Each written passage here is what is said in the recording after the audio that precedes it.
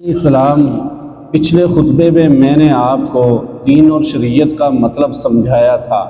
آج میں آپ کے سامنے ایک اور لفظ کی تشریح کروں گا جسے مسلمان عام طور پر بولتے ہیں مگر بہت کم آدمی اس کا صحیح مطلب جانتے ہیں۔ یہ عبادت کا لفظ ہے۔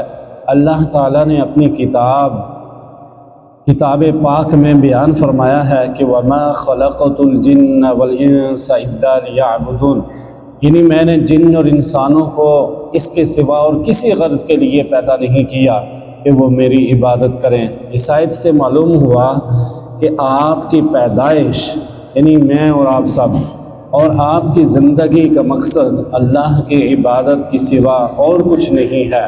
اب آپ اندازہ کر سکتے ہیں کہ عبادت کا مطلب جاننا آپ کے لیے کس قدر ضروری ہے۔ اگر آپ اس کے صحیح معنی سے ناواقف ہوں گے تو گویا اس مقصد ہی کو پورا نہ کر سکیں گے جس کے لیے آپ کو پیدا کیا گیا ہے، اور جو چیز اپنے مقصد کو پورا نہیں کرتی وہ ناکام ہوتی ہے۔ ڈاکٹر اگر مریض کو اچھا نہ کر سکے تو کہتے ہیں کہ وہ علاج میں ناکام ہوا۔ کسان اگر فصل پیدا نہ کر سکے تو کہتے ہیں وہ زراعت میں ناکام ہوا۔ اسی طرح اگر آپ اپنی زندگی کے اصل مقصد یعنی عبادت کو پورا نہ کر سکے تو کہنا چاہیے کہ آپ کی ساری زندگی ہی ناکامیاب ہو گئی۔ اس لیے میں چاہتا ہوں کہ آپ لوگ پورے غور کے ساتھ عبادت کا مطلب سنیں اور سمجھیں اور اسے اپنے دل میں جگہ دیں، کیونکہ اسی پر آپ کی زندگی کے کامیاب یا ناکام ہونے کا انحصار ہے۔ عبادت کا مطلب، عبادت کا لفظ عبد سے نکلا ہے۔ عبد کے معنی بندے اور غلام کے ہیں، اس لیے عبادت کے معنی بندگی اور غلامی کے ہوئے۔ جو شخص کسی کا بندہ ہو اگر وہ اس کی خدمت میں بندہ بن کر رہے اور اس کے ساتھ اس طرح پیش آئے جس طرح آقا کے سامنے پیش آنا چاہیے تو یہ بندگی اور عبادت ہے۔ اس کے برعکس جو شخص کسی کا بندہ ہو اور آقا سے تنخواہ بھی پوری وصول کرتا ہو مگر آقا کے حضور میں بندوں کا سا کام نہ کرے تو اسے نافرمانی اور سرکشی کہا جاتا ہے، بلکہ زیادہ سے ہی الفاظ میں اسے نمک حرامی کہتے ہیں۔ اب غور کیجئے کہ آقا کے مقابلے میں بندوں کا سا طریقہ اختیار کرنے کی صورت کیا ہے۔ نمبر 1، بندے کا پہلا کام یہ ہے کہ آقا ہی کو آقا سمجھے اور یہ خیال کرے کہ جو میرا مالک ہے، جو مجھے رزق دیتا ہے، جو میری حفاظت اور نگہبانی کرتا ہے، اسی کی وفاداری مجھ پر فرض ہے۔ اس کے سوا اور کوئی اس کا مستحق نہیں کہ میں اس کی وفاداری کروں۔ بندے کا دوسرا کام یہ ہے کہ ہر وقت آقا کی اطاعت کرے، اس کے حکم کو بجا لائے، کبھی اس کی خدمت سے منہ نہ موڑے اور آقا کی مرضی کے خلاف نہ خود اپنے دل سے کوئی بات کرے نہ کسی دوسرے شخص کی بات مانے۔ غلام ہر وقت ہر حال میں غلام ہے، اسے یہ کہنے کا حق ہی نہیں کہ آقا کی فلاں بات مانوں گا اور فلاں بات نہ مانوں گا، یا اتنی دیر کے لیے میں آقا کا غلام ہوں اور باقی وقت میں اس کی غلامی سے آزاد ہوں۔ بندے کا تیسرا کام یہ ہے کہ آقا کا ادب اور اس کی تعظیم کرے۔ جو طریقہ ادب اور تعظیم کرنے کا آقا نے مقرر کیا ہے اس کی پیروی کرے۔ جو وقت سلامی کے لیے حاضر ہونے کا آقا نے مقرر کیا ہو اس وقت ضرور حاضر ہو اور اس بات کا ثبوت دے کہ میں اس کی وفاداری اور اطاعت میں ثابت قدم ہوں۔ بس یہی 3 چیزیں ہیں جن سے مل کر عبادت بنتی ہے، یعنی ایک آقا کی وفاداری، دوسرے آقا کی اطاعت اور تیسرے اس کا ادب۔ اللہ تعالیٰ نے یہ فرمایا کہ وَمَا خَلَقْتُ الْجِنَّ وَالْإِنسَ إِلَّا لِيَعْبُدُونَ، تو اس کا مطلب دراصل یہ ہے کہ اللہ تعالیٰ نے جن اور انسان کو اس لیے پیدا کیا ہے کہ وہ صرف اللہ کے وفادار ہوں، اس کے خلاف کسی اور کے وفادار نہ ہوں، صرف اللہ کے احکام کی اطاعت کرے اور اس کے خلاف کسی اور کا حکم نہ مانے اور صرف اس کے آگے ادب اور تعظیم سے سر جھکائیں، کسی دوسرے کے آگے سر نہ جھکائیں۔ انہی 3 چیزوں کو اللہ نے عبادت کے جامع لفظ میں بیان کیا ہے۔ یہی مطلب ان تمام آیتوں کا ہے جن میں اللہ نے اپنی عبادت کا حکم دیا ہے۔ ہمارے نبی کریم صلی اللہ علیہ وعلی آلہ وصحبہ وسلم اور آپ سے پہلے جتنے بھی نبی علیہ الصلاۃ والسلام خدا کی طرف سے آئے ہیں ان سب کی تعلیم کا سارا لب لباب یہی ہے کہ اللہ تعبدوا الا ایاہ، کہ اللہ کے سوا کسی کی عبادت نہ کرو، یعنی صرف ایک بادشاہ ہے جس کا تمہیں وفادار ہونا چاہیے، اور وہ بادشاہ اللہ ہے۔ صرف ایک قانون ہے جس کی تمہیں پیروی کرنی چاہیے، اور وہ قانون اللہ کا قانون ہے، اور صرف ایک ہی ہستی ایسی ہے جس کی تمہیں پوجا اور پرستش کرنی چاہیے، اور وہ ہستی اللہ کی ہے۔ عبادت کے غلط مفہوم کے نتائج، عبادت کا یہ مطلب اپنے ذہن میں رکھیے اور پھر ذرا میرے سوالات کا جواب دیتے جائیے۔ آپ اس نوکر کے متعلق کیا کہیں گے جو آقا کی مقرر کی ہوئی ڈیوٹی پر جانے کے بجائے ہر وقت بس اس کے سامنے ہاتھ باندھے کھڑا رہے اور لاکھوں مرتبہ اس کا نام جپتا چلا جائے؟ آقا اس سے کہتا ہے کہ جا فلاں فلاں آدمیوں کے حق ادا کر، مگر یہ جاتا نہیں، بلکہ وہیں کھڑے کھڑے آقا کو جھک کر 10 سلام کرتا ہے اور پھر ہاتھ باندھ کر کھڑا ہو جاتا ہے۔ آقا اسے حکم دیتا ہے کہ جا اور فلاں فلاں خرابیوں کو مٹا دے، مگر یہ 1 انچ وہاں سے نہیں ہٹتا اور سجدے پر سجدے کیے چلا جاتا ہے۔ آقا حکم دیتا ہے کہ چور کا ہاتھ کاٹ دے، یہ حکم سن کر بس وہیں کھڑے کھڑے نہایت خوش الحانی کے ساتھ چور کا ہاتھ کاٹ دے، چور کا ہاتھ کاٹ دے 20 مرتبہ پڑھتا رہتا ہے، مگر ایک دفعہ بھی اس نظام حکومت کے قیام کی کوشش نہیں کرتا جس میں چور کا ہاتھ کاٹا جا سکے۔ کیا آپ کہہ سکتے ہیں کہ یہ شخص حقیقت میں آقا کی بندگی کر رہا ہے؟ اگر آپ کا کوئی ملازم یہ رویہ اختیار کرے تو میں نہیں جانتا کہ آپ اسے کیا کہیں گے، مگر حیرت ہے کہ آپ پر کہ خدا کا جو نوکر ایسا کرتا ہے آپ اسے بڑا عبادت گزار کہتے ہیں۔ یہ ظالم صبح سے شام تک خدا جانے کتنی مرتبہ قرآن شریف میں خدا کے احکام پڑھتا ہے، مگر ان احکام کو بجا لانے کے لیے اپنی جگہ سے جنبش تک نہیں کرتا، بلکہ نفل پر نفل پڑھے جاتا ہے، 1000 دانہ تسبیح پر خدا کا نام جپتا ہے اور خوش الحانی کے ساتھ قرآن کی تلاوت کرتا رہتا ہے۔ آپ اس کی یہ حرکتیں دیکھتے ہیں اور کہتے ہیں کہ کیا زاہد ہے، کیسا زاہد اور عابد بندہ ہے۔ یہ غلط فہمی صرف اس وجہ سے ہے کہ آپ عبادت کا صحیح مطلب نہیں جانتے۔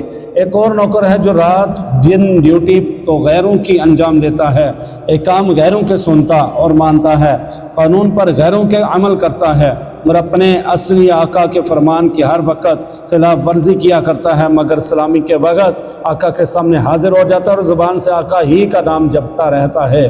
اگر آپ میں سے کسی شخص کا نوکر یہ طریقہ اختیار کرے تو آپ کیا کریں گے؟ کیا آپ اس کی سلامی کو اس کے منہ پر نہ مار دیں گے؟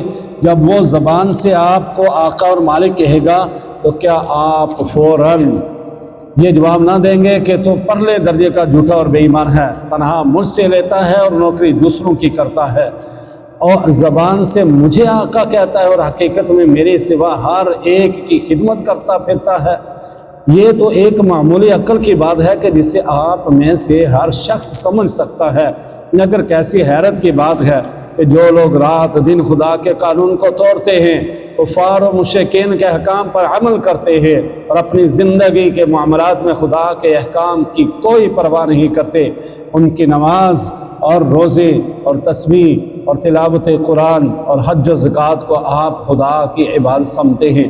اچھا، یہ آگے جو ہے یہ سامنے والا پیج نمبر 7 لیکن اصل حقیقت یہ ہے کہ اللہ نے جس عبادت کے لیے آپ کو پیدا کیا ہے اور اس کا آپ کو حکم دیا وہ کچھ اور ہی چیز ہے۔ وہ عبادت یہ ہے کہ آپ اپنی زندگی میں ہر وقت ہر حال میں خدا کے قانون کی اطاعت کریں اور ہر اس قانون کی پابندی سے آزاد ہو جائیں جو قانون الہی کے خلاف ہو۔ آپ کی ہر جنبش اس حد کے اندر ہو جو خدا نے آپ کے لیے مقرر کی ہے، آپ کا ہر فعل اس طریقے کے مطابق ہو جو خدا نے بتا دیا ہے، اس طرز پر جو زندگی آپ بسر کریں گے وہ پوری کی پوری عبادت ہوگی۔ ایسی زندگی میں آپ کا سونا بھی عبادت ہے اور جاگنا بھی، کھانا بھی عبادت ہے اور پینا بھی، چلنا پھرنا بھی عبادت ہے اور بات کرنا بھی، حتیٰ کہ اپنی بیوی کے پاس جانا اور اپنے بچے کو پیار کرنا بھی عبادت ہے۔ جن کاموں کو آپ بالکل دنیا داری کہتے ہیں وہ سب دین داری اور عبادت ہے۔ اگر آپ ان کو انجام دینے میں خدا کی مقرر کی ہوئی حدوں کا لحاظ کریں اور زندگی میں ہر قدم پر یہ دیکھ کر چلیں کہ خدا کے نزدیک جائز کیا ہے اور ناجائز کیا ہے، حلال کیا ہے اور حرام کیا ہے، فرض کیا چیز کی گئی ہے اور منع کس چیز سے کیا گیا ہے، کس چیز سے خدا خوش ہوتا ہے اور کس سے ناراض ہوتا ہے۔ مثلا آپ روزی کمانے کے لیے نکلتے ہیں، اس کام میں بہت سے مواقع ایسے بھی آتے ہیں جن میں حرام کا مال کافی آسانی کے ساتھ آپ کو مل سکتا ہے۔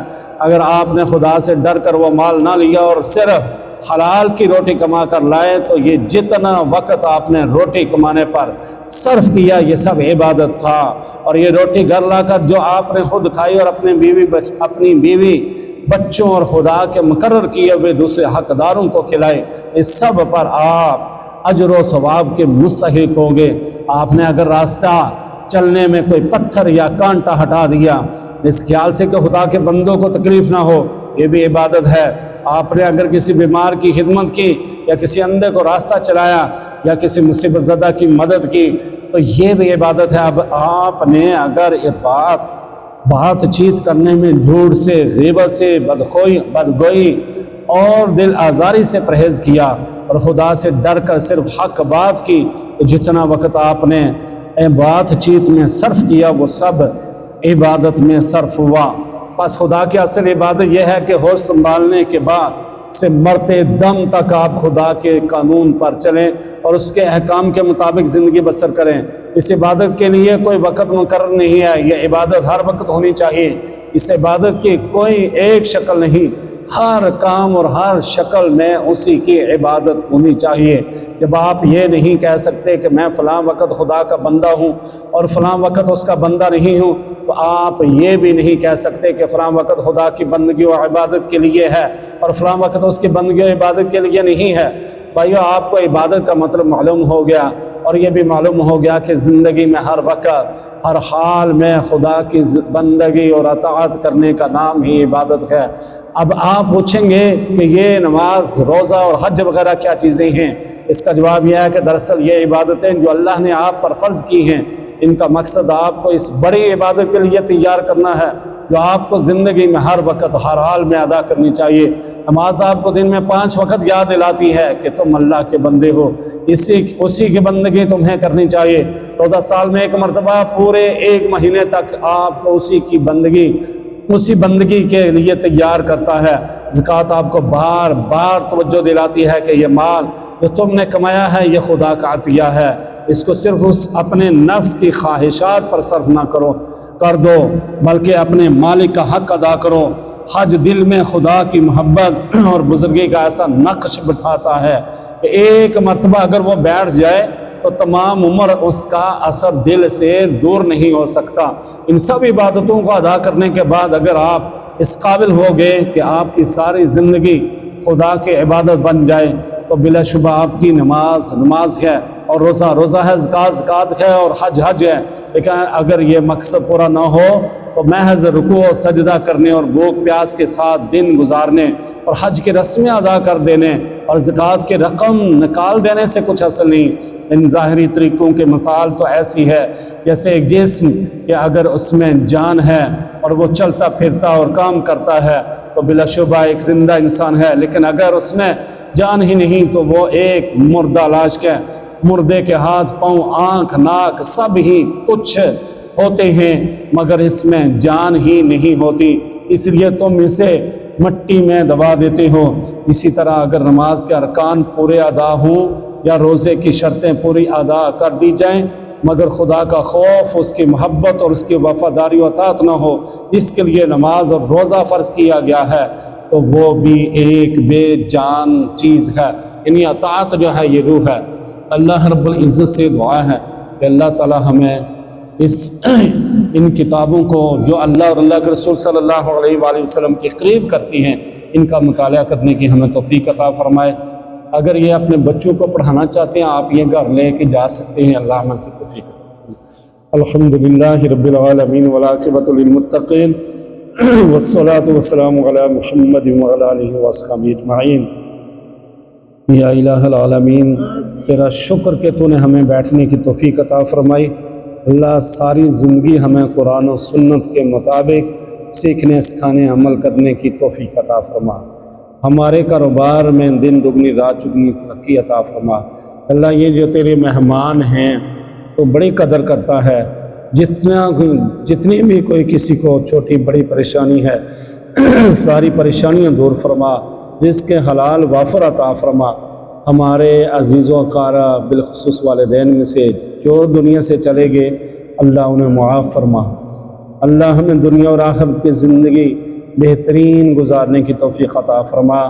صلی اللہ علی النبی الکریم محمد وعلی آلہ وصحبہ اجمعین۔ جزاک اللہ۔ مہربانی جناب، کسی جگہ